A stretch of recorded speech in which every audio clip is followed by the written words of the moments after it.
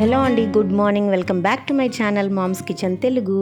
ఎలా ఉన్నారండి అందరూ బాగున్నారని అనుకుంటున్నాను. హ్యాపీగా ఒక మంచి ఫైన్ మార్నింగ్ త్వరగా లేచేసి హాట్ టీతో ప్రకృతిని ఆస్వాదిస్తూ గడిపానండి. ఆ తర్వాత డిష్ వాషర్లో ఉన్న డిషెస్ అన్నీ కూడా తీసి అన్నీ ప్లేస్ చేసుకున్నాను. చూసారు కదండి, డిష్ వాషర్ చాలా బాగుంటుందండి. మీరు ఎటువంటి సందేహం లేకుండా ప్రతి ఒక్కరూ కొనుక్కోవచ్చు. చాలా నీట్గా యుటెన్సిల్స్ స్టెరిలైజ్ అవుతాయండి. తర్వాత ఇప్పుడు నేను బ్రేక్ఫాస్ట్లోకి పొంగల్ చేయాలనుకుంటున్నానండి. చాలా రోజులైంది పొంగల్ తిని. సో హాఫ్ గ్లాస్ రైస్ తీసుకున్నాను. అంతే క్వాంటిటీతో పెసరపప్పు కూడా తీసుకుంటున్నాను. అంటే మొత్తం కలిపి ఒక గ్లాస్. ఈ క్వాంటిటీ ఈజీగా 4 తినచ్చండి. సో పెసరపప్పుని బియ్యాన్ని శుభ్రంగా కడిగిన తర్వాత వాటర్ సరిపడా పోసి కుక్కర్ లిడ్ పెట్టుకొని ఒక 3 విజిల్స్ వచ్చే వరకు ఉడికించుకుంటానండి. చూడండి ఎంత మెత్తగా ఉడికిపోయిందో. మా ఇంట్లో మెత్తగా జారుగా ఉంటేనే పొంగల్ ఇష్టపడతారు. సో కాస్త ఒక హాఫ్ గ్లాస్ వాటర్ ఎక్కువే పోస్తాను. ఇలా జారుగా బియ్యాన్ని ఉడకబెట్టుకున్న తర్వాత నెయ్యి, నూనె మిక్స్ చేసి జీలకర్ర, మిరియాలు, పచ్చిమిర్చి, తర్వాత దంచిన కానీ తురిమిన కానీ అల్లం వేసి కాస్త ఇంగువ కూడా వేస్తానండి. ఈ పోపుని చక్కగా కరివేపాకు, మీకు ఇష్టమైతే జీడిపప్పులు కూడా యాడ్ చేసుకొని ఈ పోపుని మనం ఉడికించిన బియ్యంలో కలిపేయాలి. అంతే అండి. మనకు సరిపడినంత ఉప్పు కూడా మిక్స్ చేసుకుంటే బ్రేక్ఫాస్ట్లోకో డిన్నర్లోకో పొంగల్ రెడీ అయిపోతుంది. సో నా బ్రేక్ఫాస్ట్ రెడీ అయిపోయింది. ఇప్పుడు మా చిన్నమ్మాయి నన్ను చాలా రోజుల తర్వాత ఉద్ది వడలు అంటే గారెలు కావాలని, మినపగారెలు కావాలని అడిగిందండి. జనరల్గా అమ్మాయి తినదు.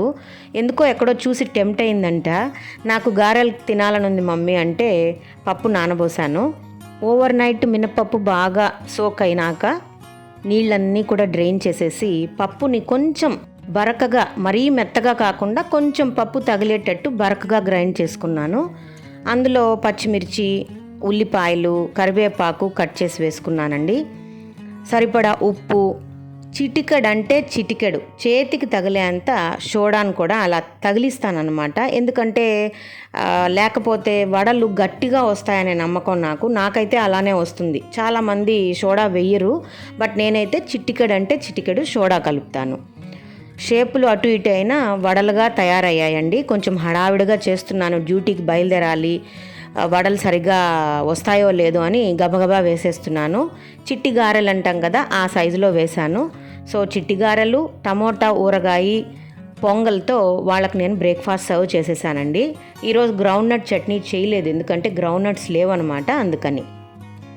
ఇక లంచ్లోకి ముల్లంగి మటన్ కూర చేస్తున్నానండి. మటన్ని ఉప్పు, పసుపు, పచ్చిమిర్చి, కరివేపాకు వేసి కొన్ని నీళ్లు పోసి ఉడికించుకున్నాను. మెత్తగా మటన్ ఉడికిపోయిన తర్వాత మనం జనరల్గా ముల్లంగి ఎలా చేస్తామండి, టమోటా, ఎర్రగడ్డ, పచ్చిమిర్చి నూనెలో వేపుకున్నాక ఈ ముల్లంగిని కట్ చేసి అందులో వేసేస్తాము. కాస్త నీళ్లు పోసి ఉడికించాక లైట్గా ఉడకాలి ముల్లంగి, పూర్తిగా ఉడకకపోయినా.